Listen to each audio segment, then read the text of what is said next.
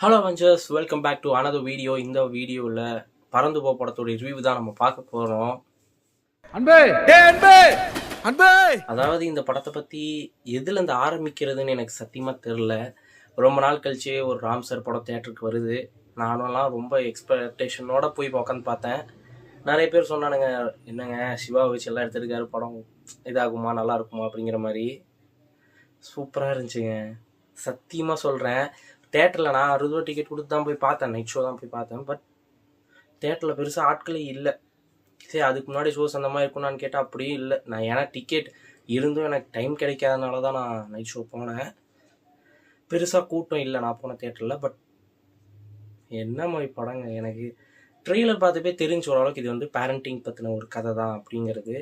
ஆனால் இருந்தாலும் அதை தாண்டி வேறு ஏதாச்சும் படத்தில் ஏதாச்சும் இருந்தால் தான் நமக்கு சாட்டிஸ்ஃபை பண்ண முடியும்.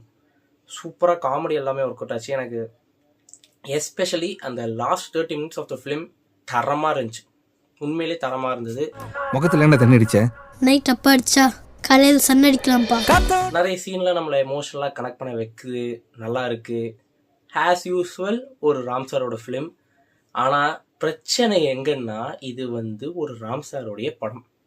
ராம் சாரோட படம் எல்லாமே தரமாக இருக்கும், குறையே சொல்ல முடியாது. தரமணியாக இருக்கட்டும், பேரன்புவாக இருக்கட்டும். நிறைய பேர் பேரன்புன்னு படம் வந்துச்சானே தெரில. நிறைய பேர்கிட்ட, என் ஃப்ரெண்ட்ஸ் கிட்டலாம், மச்சா பாருங்கடா நல்லா இருக்குன்னா, அப்படி படம் வந்துச்சா அப்படின்னு கேட்பானுங்க. அவ்வளோ எனக்கு அதுதான் பயமே. இந்த படத்தை சூப்பராக இருக்குது, இந்த படத்தை பார்க்காம விட்டுட்டு கடைசியில் we miss this film in theatres, don't miss this in OTT அப்படின்னு சொல்லி ப்ரொமோஷன் பண்ணுவானுங்க இன்ஸ்டாகிராமில் இருக்கிற நிறைய பேஜஸ். அதெல்லாம் பண்ண வேணாமே, தேட்டர்லேயே படம் நல்லா ஓட்டுமே. Miss Anbu sent me a heart emoji. உண்மையிலேயே படம் நல்லா இருந்தது. பாசிட்டிவ்ஸ்ன்னு எடுத்துக்கிட்டிங்கன்னா 19 பாட்டு இருக்குன்னாங்கல்ல, 19 பாட்டுமே நல்லா இருக்கு. 2 பேர் மியூசிக் டைரக்டர்னு சொல்லி போட்டுருந்துச்சு, சந்தோஷ் தயாநிதி. இவர் பெருசாக எனக்கு தெரில. பார்த்தா லாக்டவுன் ஒரு பாட்டு வந்துச்சுல, குட்டி பட்டாசு, அது இவர் தான் போட்டிருக்கிறாராமா. யுவன் சங்கர் ராஜாவா, எனக்கு யார் என்னென்ன பாட்டு போட்டாங்கன்னு தெரிலங்க சரியா. 2 பேருமே மியூசிக் நல்லா பண்ணியிருந்தாங்க, எனக்கு பிடிச்சிருந்தது. ஆக்டிங்னு வந்துக்கிட்டா இவன் சிவாலாம் எனக்கு எப்படிங்க நல்லா இவர்கிட்ட இருந்து இப்படி ஒரு எக்ஸ்பெக்ட், லைக் அவரை பற்றி தெரியும் நம்ம எப்படி பார்த்துருக்கோன்னு. அவர் வந்து இவ்வளோ அழகா என்னையும் நடிக்க வச்சுட்டீங்கடா அப்படிங்கிற மாதிரியான ஒரு ஆக்டிங் பண்ணியிருந்தாரு. சூப்பராக நடிச்சிருந்தாரு. அந்த பையன், குட்டி பையன் சூப்பராக நடிச்சிருந்தான். அப்புறம் ஏன் இப்படி பண்ற நீ? Your classes are very boring, miss. அப்புறம் இவங்க ஹீரோயின், அவங்க மலையாள ஆக்ட்ரஸ்ஸு. அவங்க நிறைய படம் பார்த்துருக்கேன். பேர் கும்பலாங்கி நைட்ஸ், அதில் வந்திருப்பாங்க. இவருக்கு ஃபர்ஸ்ட் ஜோதியா, அவங்க செமையாக நடிச்சிருந்தாங்க. அவங்களும் நல்லா நடிச்சிருந்தாங்க. அந்த கேரக்டர் ஒரு மாதிரி டிஃப்ரெண்ட்டாக எனக்கு ஃபீல் ஆச்சு, நல்லா இருந்தது. வேற என்ன, அஞ்சலி மேம் அவங்க நடிச்சிருந்தாங்க. அவங்க ஏதோ கேமியோ மாதிரி தான் பண்ணியிருந்தாங்க படத்தில். எனக்கு எங்கே இந்த படம் ரொம்ப பீக் ஆச்சுன்னா, அந்த பையனுக்கு வந்து நிறைய பண்ணுவாங்க. இவங்க பேரண்ட்டாக ரொம்ப செல்லவங்களுக்கு இருக்கும். ஆனால் அந்த பையன் சாட்டிஸ்ஃபை ஆக மாட்டான். ரொம்ப ஒரு மாதிரி, நீங்கள் இது உங்களெல்லாம் எனக்கு பிடிக்கல அப்படிங்கிற மாதிரி இருப்பான். அது வந்து இந்த காலத்துக்கு ஏற்ற மாதிரியான ஒரு ஸ்கிரிப்டோன்னு எனக்கு ஃபீல் ஆச்சு. ஏன்னா நிறைய பேர் இப்போ பேரண்டிங்கில் அதெல்லாம் சொதப்புறோம் இல்லை, ஐயோ இல்லை சொதப்புறாங்க. அதை பற்றின ஒரு படங்கிறப்ப இது வந்து எனக்கு ரொம்ப பிடிச்சிருந்தது. வேற என்ன, படம் வந்து உங்களுக்கு ஒரு 2.5 மணி நேரமே உங்களுக்கு ஜாலியாக தான் போகும் படம். ஃபர்ஸ்ட் ஹாஃப் அங்கங்கே ஒரு மாதிரி இது ராம் படமா அப்படிங்கிற மாதிரி தோணாலும், செகண்ட் ஹாஃபில் ராம் படம் தான் அப்படிங்கிற மாதிரியான நிறைய நல்லது இருந்துச்சு.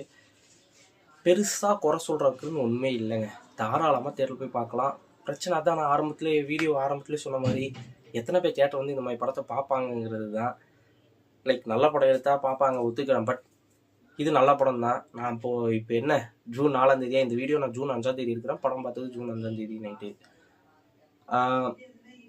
தேட்டரில் பெருசாக கூட்டம் இல்லை. ஏன்னா இது ஈவன் நீங்கள் பார்த்தீங்கன்னா ஜுராசிக் பார்க்கா அந்த படம் வந்து இருந்தது, ஸ்கார்லெட் ஜோஹான்சன். ரிவ்யூ வரும் ஒரு 3 நாளில் வந்துன்னு வச்சுக்கோங்களேன்.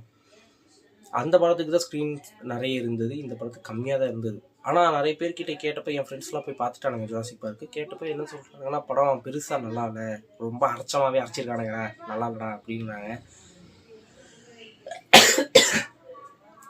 கிளைமேட்டு கோல்டு பிடிச்சிக்கிச்சு, மன்னிக்கவும். எதுவும் பண்ணாதீங்க, நக்கல்யா அவனுக்கு. என்ன பண்ணுறதுன்னா, இந்த மாதிரி படத்தை மக்கள் பார்க்கறது இல்லைங்கிறதுக்காக கடுப்பு. நிறைய நல்ல படங்கள் வருது. எல்லா படத்தையும் தேட்டரை விட ஓடிடியில் பார்த்து தான் நிறைய பேர் ப்ரைஸ் பண்ணுறாங்களே. சரியா, ஒன்றும் இல்லை, கடைசி விவசாயி அந்த லிஸ்ட்டில் தான் இருக்கும். நிறைய பேர் அது படம் வந்துச்சான்னு கூட தெரியல அப்போல்லாம். எனக்கும் தான் ஒத்துக்கிறேன், எனக்கும் தான். பட் லேட்டர் ஆன் அது ஓடிடியில் வந்து ரொம்ப சோனி லெவலில் ஹிட் ஆனவுடனே நான் போய் பார்த்துட்டு நல்லா இருக்கு இந்த படம் ஏன் அதுக்கு நான் சினிஃபைல் அப்படிலாம் நினச்சிக்காதீங்க. நான் வந்து ரொம்ப டெக்னிக்கலாக பேசக்கூடிய ஆள் கூட கிடையாது. என் பழைய ரிவ்யூஸில் எடுத்து போய் பார்த்தீங்கன்னா என்னடா இந்த படத்தை நல்லா இருக்குன்னு சொல்கிற, என்னடா நீ முட்டா பையலாக பேசுகிறாங்கிற மாதிரி தான் யோசிப்பீங்க. நான் அப்படிப்பட்ட ஒரு இது. ஆனால் ஆடியன்ஸ் பெர்ஸ்பெக்டிவ்லேருந்தே பார்த்து சொல்கிற ஒரு கேரக்டர் தான் தவிர ரிவ்யூலாம் கிடையாது. நானே ஒரு டுபுக்கு யூடியூபர். அப்போ எதுக்கு இந்த படத்துக்கு இவ்வளோ முட்டு கொடுக்குற, காசு கொடுத்துட்டாங்களா? இது வாட்சாஸுக்கே வழி இல்லாமல் சுற்றிட்டு இருக்கேன் ப்ரோ. நான் வாட்சாஸுக்கே வழி இல்லை, ப்ரமோஷனுக்கு எப்போ வருவாங்க. ஸோ அதனால் படம் நல்லா இருக்குது. அதனால தான் நான் இங்கே ஷேர் பண்ணணும்னு நினச்சேன். எப்போயும் வழக்கம் போல் எல்லோரும் கொடுக்குற மாதிரி ரேட்டிங்ஸ் நானும் கொடுக்கணும்ல. 5 ஸ்டாருக்கு டெஃபினட்டாக நான் 4.5 கொடுப்பேங்க. இந்த மாதிரி படம்லாம் அப்பப்போ வர்றது தான், ஒன்ஸ் இன் ப்ளூ மூன் அந்த மாதிரி வர்றது தான். ஸோ மறக்காமல் படத்தை போய் பாருங்கள். வேர்வை சிந்துற அளவுக்கு நான் இந்த படத்தை பற்றி பேசுகிறேன்னா இட்ஸ் ஒர்க் ஃபார் தட். உண்மையிலேயே எனக்கு பிடிச்சிருந்தது. உங்களுக்கும் பிடிக்குமான்னு தெரியல. At end of the it's your money. நீங்கள் போய் உங்கள் காசை கொடுத்து பாருங்கள் அப்படின்னு சொல்லி நான் இது பண்ணுறதுக்கு நான் யார்? பட் படம் நல்லா இருக்குது. உங்களுக்கு டைம் இருந்தால் டெஃபினட்டாக போய் பார்க்கலாம். இந்த ஜுராசிக் பார்க்கலாம் வேணாம். நான் இல்லை படம் பார்க்காமே என்னடா இப்படி சொல்கிறேன்னா, எல்லாருமே அடிக்கிறானுங்க, எல்லாருமே படம் நல்லா இல்லைங்கிற மாதிரி தான் சொல்கிறாங்க. ஸோ முடிஞ்ச வரைக்கும் இந்த மாதிரி ஒரு நல்ல படத்தை பார்க்குறது பெட்டராக இருக்கும். ஆல்ரெடி நமக்கே 1008 பொழப்பு எப்படின்னு போயிட்டு இருக்குது. இதில் நீங்கள் மொக்க படத்தெல்லாம் போய் தேட்டரில் பார்த்தீங்கன்னா இன்னும் மன உளைச்சல் காயிருவீங்க. அதுக்கு இந்த மாதிரி படங்களை பார்க்குறது பெட்டர். ஸோ வீடியோ அவ்வளோதான். தேங்க்ஸ் ஃபார் வாட்சிங். Just see you in the next one. Cheers.